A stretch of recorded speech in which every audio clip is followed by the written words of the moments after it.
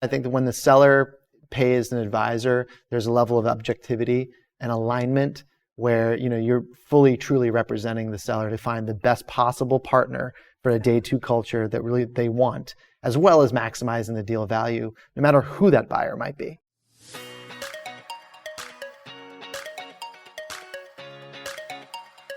Welcome to Business Refocused, a podcast about the people, decisions, and strategies behind building a successful business.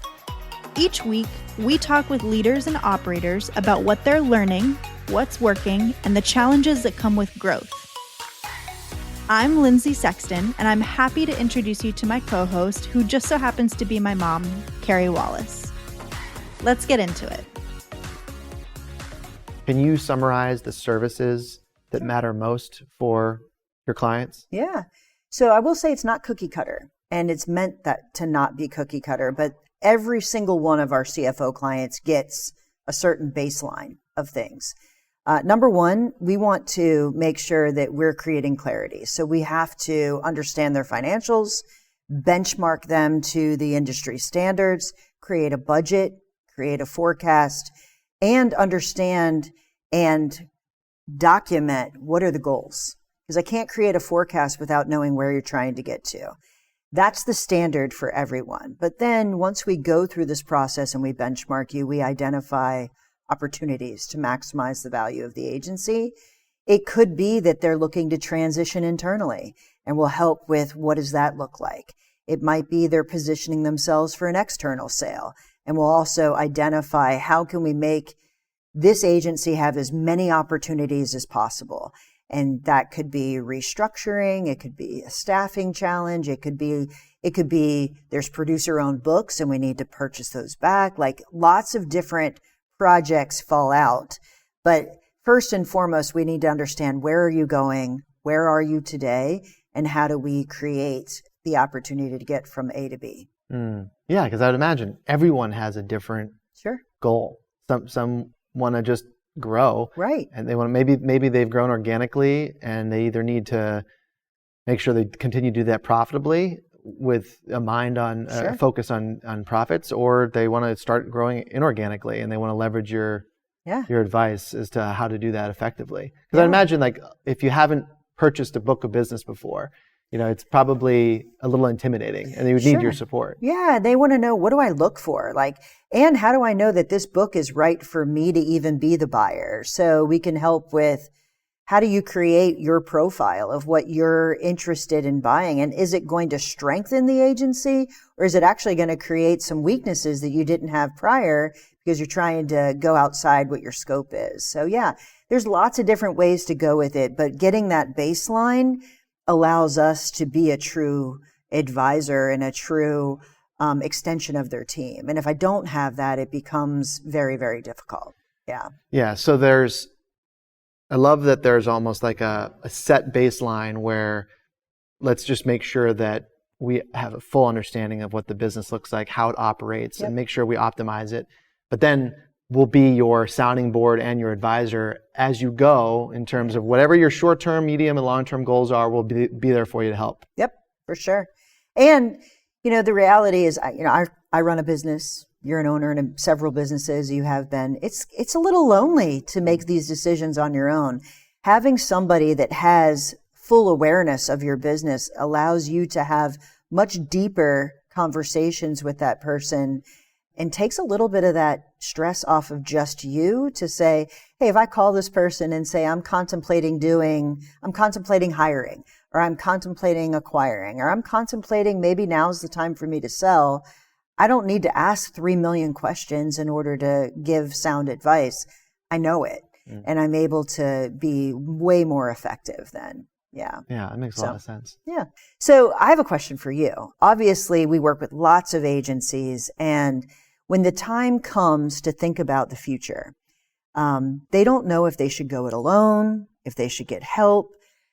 Why, in your words, you went through that process. So why should an agency seek out a broker to help them through that process? How would you answer that?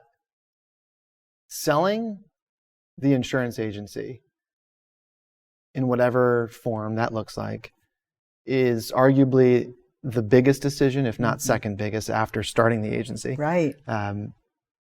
That you can ever make, not just in your professional world, but one of the most important decisions you ever make in your life. Yeah. It comes with significant emotional considerations, psychological, hurdles that have to be overcome. It can create generational wealth.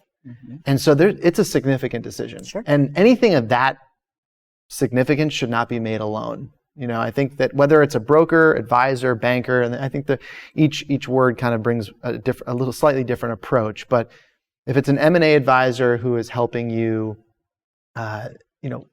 navigate that challenging process of significant weight around, like, what do I do? How do I do it? Making all the decisions that I should be making, asking all the questions I should be asking, so I never live with regret afterwards. I think that is the role of what a broker or advisor, really should deliver. And I think that's why that role is so valuable, is because it's such a big decision. No one should be making it alone. Yeah. I'd say that the word broker, at least the way the connotation that comes to mind is almost a middleman, someone who is a matchmaker almost. Right. They find a group of buyers, they find a group of sellers, they try to connect the two. I think advisor kind of captures what I believe we do at Legacy Advisors, but also what I think is best for the agency owner, which is really shepherding them along their journey and really making sure that at every stage they make all the right decisions. They uncover all the stones, they ask all the right questions, they prepare the right way, so that afterwards they can always look back and feel like they executed when it mattered most. Yeah. And that's really what we're delivering, and that's what an M&A advisor should deliver, is that assurance that they made all the right decisions at the moment when they really needed to. And they considered everything. So, I'm glad you drew the distinction between broker and advisor, because there's a lot of noise. There's a lot of things out there. And one of the things is it the seller that pays for this service? Is it the buyer that pays for this service? How exactly does it work? And how do you answer that? We get that question all the time. And one way to look at it is whether the buyer is paying a broker or a seller is paying an advisor, it's coming out of the same pot. If it's the buyer who's paying for it, they're basically going to discount that purchase price by whatever fee they're going to pay. So that's one way to look at it. The other way to look at it is, I think if a buyer is paying the fee, is the broker working for the seller or the buyer? And how many buyers does that broker have an agreement with to get a fee? And are those fees the same? Yeah. When the buyer is paying the broker, it can create a little bias that the seller feels like, am I getting taken out to all the potential acquirers? Right. Am I going to be exposed to the best partners for me, not just the best price, but the best partners for me? Or am I just going to meet the buyers out there that the broker has relationships with? Yeah. And if one buyer is paying 5% or 7% to the broker and more than another one, are they going to be pushing them more? So I think that's one way to look at it. I think that when the seller pays an advisor, there's a level of objectivity and alignment where you're fully, truly representing the seller to find the best possible partner for a day two culture that really they want, as well as maximizing the deal value, no matter who that buyer might be. Yeah. When an agent is contemplating, I don't want to go this alone, one of the biggest questions we get is this fee some percentage of the deal fee that I have to pay to an advisor or a broker? Is it actually worth it? Or is there a threshold where it's not worth it? Mm-hmm. That's a really good question. We get that a lot. And one way to look at it is how we frame that expense. Is it looked at as an expense? Yeah. Or is it looked at as an investment? And one of the first things we'll tell an agency owner is we're not sure yet until we actually dig in, right? But it may or may not make sense for us to work together. And so the beginning stage, as it should always be, is very exploratory. Sure. And it's educational and it's informative. And we say, even if we don't work together, we want you to feel better and stronger and be more empowered after we have a conversation. Yeah. If it makes sense for us to consider working together long term, then of course we want to make sure we're upfront about the fee. And, in the last, call it year, we've had 7 different clients come to us with a letter of intent, an offer in hand, and good offers. They just got them directly from a buyer, and they're not sure. They're not sure if it's the best they can do. They're not sure about the terms of the deal, and they're not sure if it's the right partner. So they ended up engaging us, and we took them through the process. And on average, we were able to increase the outcome, their actual closing proceeds, by 33% net of our fees. Wow. So, if we're charging anywhere between 3 and 5% of the deal, but we're able to generate a 30 to 35% return, it's a 10x return on their. So it's looked at. I see it as a complete investment. I know going through the process myself as an agency owner previously, I probably would have left a lot of money on the table, way more than whatever fee I paid, the banker we worked with. And that's really the way we explain it.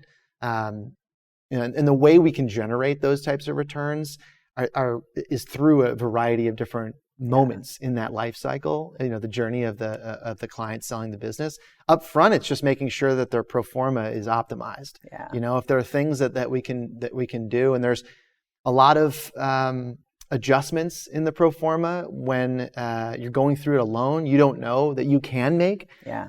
A buyer might agree to those adjustments, but you have to ask for them. You can't just assume they're going to give it to you. Yeah. And those adjustments, even if it's a couple $1,000s, if that's multiplied by 8, 9, or 10 times, it's a significant outcome. Sure. So a lot of times we'll pay for our fee just in that first moment of reviewing a general ledger and determining there's a few adjustments that can be made. But then if further on the process, just creating a competitive environment with all of the right buyers at the table. If you do it on your own, you got to reach out to dozens and dozens to find hopefully the right one. Because not every buyer should be the right fit for the seller, and their cultures might be completely different. You want to bring to the table groups that that seller is really going to resonate with, and say that's a day 2 culture I want for me and my team. And then you create a competitive environment with that group so that you're getting the best financial outcomes with a group that you can really be aligned with, at least to the best extent that you can. And then it's negotiating with them. And a lot of people, when I was selling my agency, I didn't want to negotiate with my future partner. That felt weird. Going through diligence on my own and getting beaten up and then trying to negotiate back and arguing, that's not what you want, getting into a long-term relationship with a steward of your business. Right. And so for us, we would rather do that negotiation on behalf of our clients opposed to letting them do that on their own. Yeah. But all along the way, it's really an investment into the outcome. I want to make sure that people listen to what you said, because it is an investment. But one of the biggest things it pays for itself. It's a 10x return. But the real value, in my opinion, is no regret. And actually thinking about, I got the right buyer and I uncovered everything. The money part, I get, you need to make sure that it's worth it. But that to me is the bigger. Did I pick the right partner? Is it the right culture? Do I have regret? Do I feel really good about how my staff is going to continue, how my customers are going to be taken care of? That's the part that I think having someone who's been through it and a perspective, the money is kind of ancillary in my opinion. So anyway, I just don't want to miss that point, because sure, there's a money component to it, but there's other things that are far more impactful in such a big decision in your life. So anyway. Beautifully said. The day after the wire hits your account, it's almost anticlimactic. You expect to have the confetti and balloons everywhere, and it's not. It's just more zeros in your account, which is great, and that's super important. That's a driver for what making sure we generate the best returns. But ultimately, most of these insurance agency owners, I know for me too, the team you have becomes family for a lot of people, and the agency you've built becomes almost like a living, breathing, thing that, and you want to make sure that you hand that hand that off the right way to the right people. Yeah. And so, we want to make sure that we drive a level of assurance that that seller made all the right decisions so that they can live without regret. Yeah. And they don't ever look back and say, I wish I had, I wonder if I had, Right. or, I'm curious if I had done this right, or if I wish I had asked this question. And so, by shepherding them along the process and holding their hand and making sure to be right there for them the entire way, whether it's financial, strategic, or even emotional, psychological, many of the times, that's the support that many people want. Yeah. Knowing what you're going to do day 2 is hard, right? And I think talking through it with people who are on the other side and have done that is incredibly important. I think it's actually what keeps people from getting ready to pull the trigger is they don't know, what will I do with myself? This is so much a part of who I am. So there's lots of reasons, and money's not the only, and sometimes not the most important part. Yeah. So it's what people say matters, but then afterwards it's not as important as what really matters. Right. Yeah. Thanks so much for tuning in to the Insurance Refocused podcast. If you enjoyed the episode, please be sure to hit subscribe and leave us a review so you'll never miss us. Want to learn more about how Agency Focus can help you grow your agency? Head to agency-focus.com or email Carey directly at carey@agency-focus.com. If you need to get in touch with me, feel free to shoot me an email at lindsay@agency-focus.com. Thanks so much for tuning in. We'll see you next week.